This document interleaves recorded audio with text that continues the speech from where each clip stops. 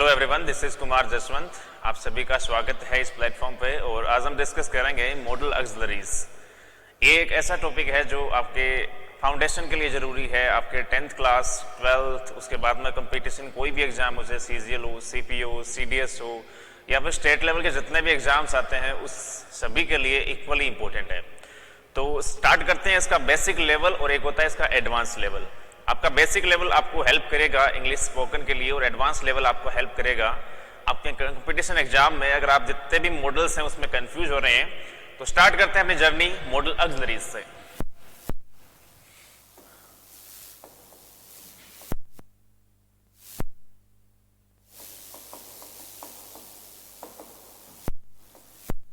इस ऑक्सिलरीज में ये जो AUX होता है इसका मतलब होता है हेल्प करना। तो ये कहीं ना कहीं हेल्पिंग वर्ब्स हैं, जो मॉडल कहीं ना कहीं हेल्पिंग वर्ब्स हैं। तो फर्स्ट हमारा पॉइंट है कि ये हेल्पिंग वर्ब्स है,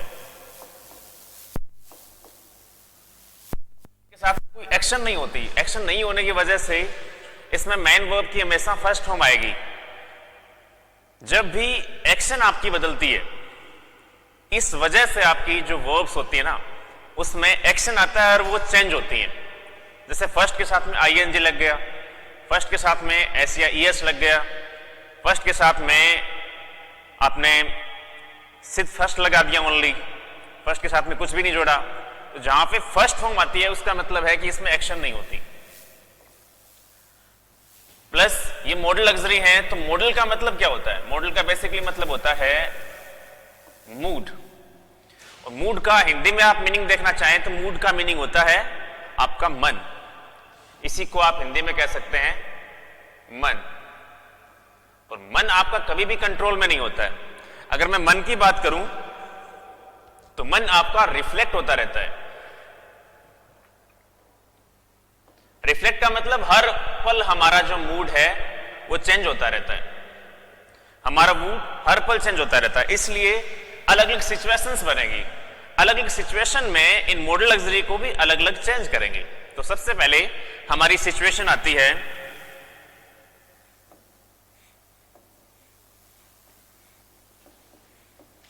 परमिशन। इसे बोल के बताएंगे एक बार आप, इसे कहेंगे परमिशन। परमिशन को आप हिंदी में कहेंगे अनुमति। और परमिशन के लिए हमारे पास में कुल 2 मॉडल ऑक्सिलरीज हैं, जिसमें फर्स्ट आएगी आपकी मे और सेकंड आएगी आपकी कैन। अब डायरेक्टली ये 10th और 12th सिलेबस में नहीं है आपके, पर कहीं ना कहीं एक चीज आपके मेंटेन करनी है। 10th और 12th में ये साफ साफ दिया हुआ है कि आपको स्पॉन्टेनियस राइटिंग मेंटेन करनी है, आपको ग्रामेटिकल एरर्स पे ध्यान देना है। तो स्पॉन्टेनियस राइटिंग को मेंटेन करने के लिए मॉडल ऑक्सिलरी काफी इंपॉर्टेंट टॉपिक है। 10th के बाद में ये काफी ज्यादा इंपॉर्टेंट टॉपिक है। तो मे का यूज कहां करते हैं? बेसिकली मे का हम यूज बोल देते हैं कि इनफॉर्मल के लिए इसका यूज करते हैं। और इनफॉर्मल का मतलब हिंदी मतलब होता है अनौपचारिक। सॉरी एक सेकेंड। मे का यूज करेंगे अपन फॉर्मल के लिए और इसका हिंदी मीनिंग होता है औपचारिक।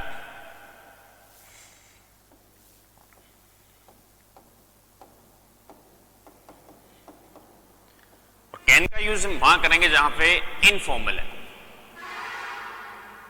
इनफॉर्मल का मतलब होता है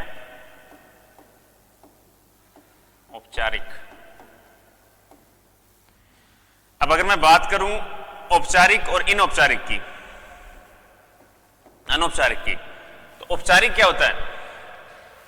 जहां कहीं भी आपने सर लगा दिया, या आपने लिख दिया मैडम, या आपने कॉन्ट्रैक्शन लगा के लिख दिया मैम, या आपने किसी का सरनेम ले लिया, आपने लिख दिया किसी का सरनेम, या आपने नाम से पहले लगा दिया मिस्टर, या लगा दिया आपने मिस।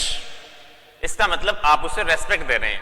और मे का बेसिकली जो यूज होता है वो रेस्पेक्ट देने के लिए होता है। मे का जहीं पे यूज करते हैं अपन वो रेस्पेक्ट के लिए करते हैं।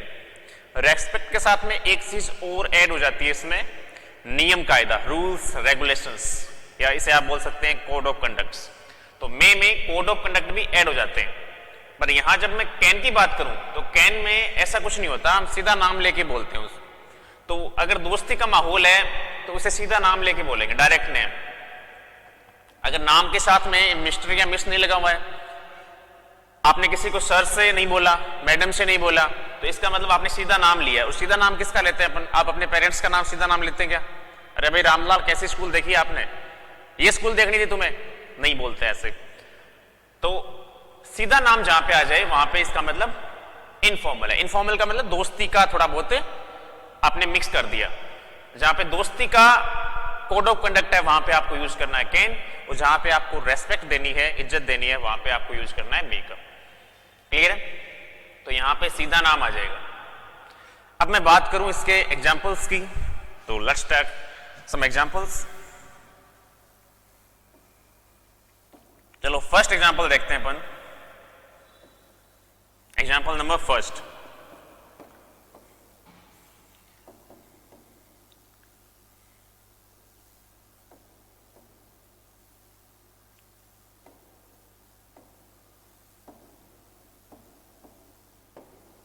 Mister Rohit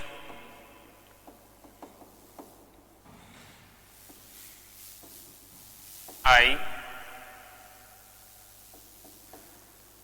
use your pen।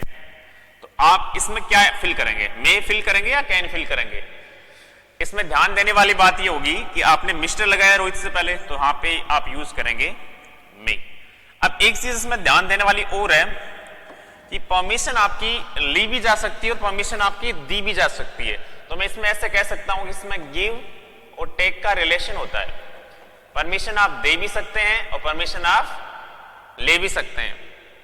किसी को आप परमिशन दे भी सकते हैं, किसी से परमिशन ले भी सकते हैं। अब मान लो आपको टीचर से परमिशन लेनी है, तो आप टीचर से परमिशन कौन से में लेंगे, मे में या कैन में? आप लेंगे मे में। अब टीचर वापस परमिशन देगा आपको, तो वो मे में देगा या कैन में देगा? बिल्कुल सी जायज बात है कि वो मे में ही आपको परमिशन देगा। क्यों? इसका रीजन क्या है? इसका रीजन ये है कि आपने फॉर्मल तरीके से बात करी है, तो सामने वाला भी ये जरूरी है कि फॉर्मल तरीके से ही बात करेगा। मान लो आप कहीं किसी होटल में गए, आपने कहा may I have you order sir, या किसी वेटर ने आपको कहा may I have you order sir, तो आप उससे थोड़ा ना बोलेंगे भाई तू जा ना यार किस चीज का ऑर्डर। तो आप सामने वाला अगर इज्जत से बात कर रहा है तो आप भी इज्जत से बात करेंगे। ऐसा नहीं कि धमकी देके बात करेंगे। सामने वाला दोस्ती में बात कर रहा है तो आप भी दोस्ती से बात करेंगे। सामने वाला जी नहीं लगा रहा आपके नाम के साथ में, तो आप भी जी नहीं लगाएंगे। और ये ध्यान देने वाली बात है कि जी का यूज हम नहीं करते हैं इंग्लिश लैंग्वेज में, क्योंकि जी एक हिंदी का लैंग्वेज है, हिंदी लैंग्वेज का एक वर्ड है, तो इसे आप इंग्लिश लैंग्वेज में कतई यूज नहीं करेंगे। अब सेकेंड एग्जाम्पल अपना,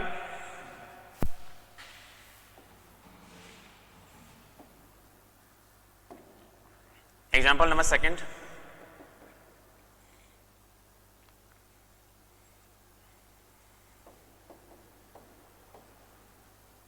गांधी यू आप जा सकते हैं, तो यहां पर भी क्या आएगा?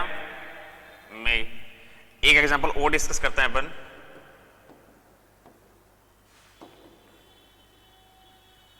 राहुल, अगर मान लो इसी में हम डिस्कस करें,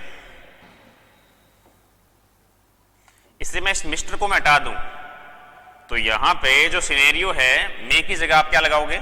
मे की जगह आप लगा दोगे कैन। यहां मे की जगह जाएगा कैन, आप यूज करेंगे कैन का। क्यों? क्योंकि यहां सीधा नाम है। अब अगर राहुल कोई परमिशन देगा आपको, तो अगर राहुल से आपने कैन में बात करी है तो राहुल भी आपको परमिशन कैन में ही देगा। क्लियर है?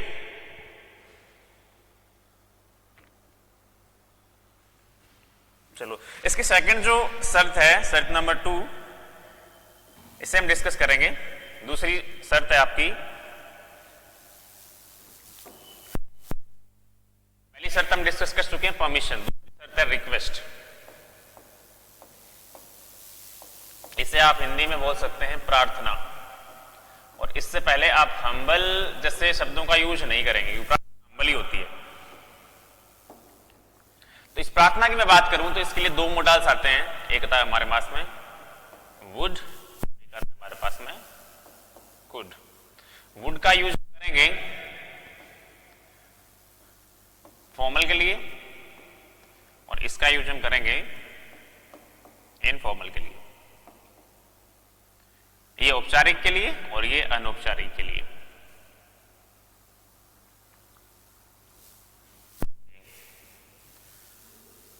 अब अगर मैं बात करूं तो परमिशन और रिक्वेस्ट में क्या फर्क होता है, आपसे मैं कहूं परमिशन और रिक्वेस्ट में फर्क क्या होता है, तो अगर हम डिस्कस करें कि परमिशन में आपकी जो टोन होती है वो नॉर्मल होती है, पर रिक्वेस्ट में आपकी जो टोन होती है ना वो थोड़ी सी डाउन चली जाती है। मान लो आप क्लासरूम में बैठे हैं, आपका फोन रिंग कर रहा है और आपको टीचर से सबसे पहले मांगनी पड़ेगी परमिशन। सबसे पहले आप लेंगे परमिशन। अब टीचर ने परमिशन देने से मना कर दिया, अब बार बार वो फोन आपके क्लासरूम में रिंग कर रहा है, बैग में रिंग कर रहा है। अब आप टीचर से क्या मांगेंगे, परमिशन या फिर आप क्या करेंगे, रिक्वेस्ट या परमिशन? अब आप करेंगे रिक्वेस्ट, और रिक्वेस्ट में आपकी टोन जो होगी वो काफी ज्यादा होगी लो। लो कहने का मतलब सर प्लीज अटेंड करने दो सर प्लीज, इस टाइप से आप बोलोगे। अब आपने रिक्वेस्ट की, क्या बदले में टीचर भी आपसे रिक्वेस्ट करेगा? नहीं। तो इट मींस रिक्वेस्ट का जो भी आंसर होगा ना वो किस में आएगा, वो आएगा परमिशन में। इट मींस इनके दोनों के आंसर किस में आएंगे, परमिशन में। तो अगर फॉर्मल बिहेवियर है तो इसका आंसर मे में हो जाएगा, और इनफॉर्मल है तो इसका आंसर हो जाएगा कैन में। इसका मतलब आंसर हम किससे तैयार करते हैं, इस में से तैयार करेंगे वुड का, और यहां पे इनफॉर्मल का कैन से तैयार करेंगे। गेटिंग माय पॉइंट और नॉट? अगर मैं इसकी बात करूं तो कुछ एग्जांपल्स हमारे साथ में, जैसे A lady said to the officer,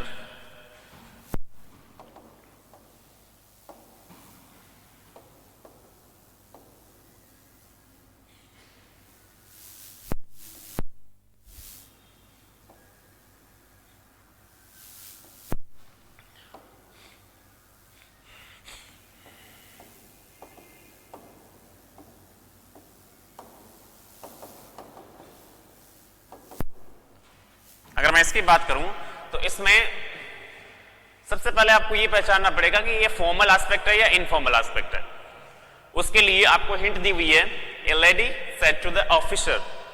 officer कहने का मतलब क्या हुआ, ऑफिसर कहने का मतलब हुआ फॉर्मल एस्पेक्ट। उसको आपको रेस्पेक्ट देने पड़ेगी, आपके कुछ कोड ऑफ कंडक्ट होते हैं, बात करने के कुछ तरीके होते हैं, नियम कायदे होते हैं, ऐसे नहीं होता।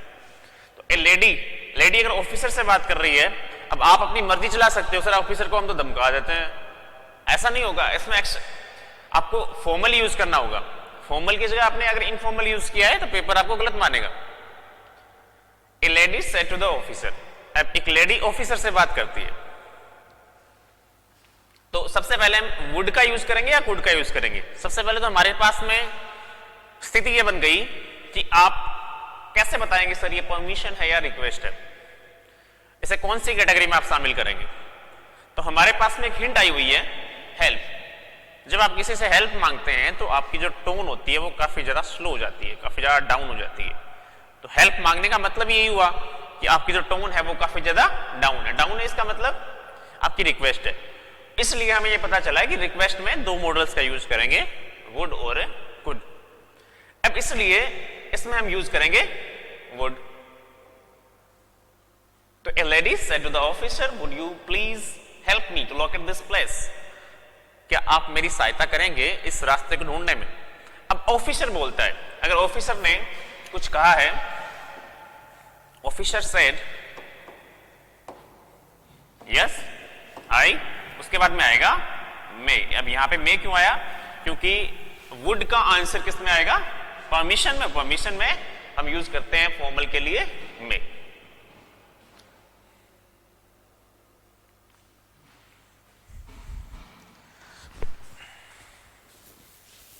अनिल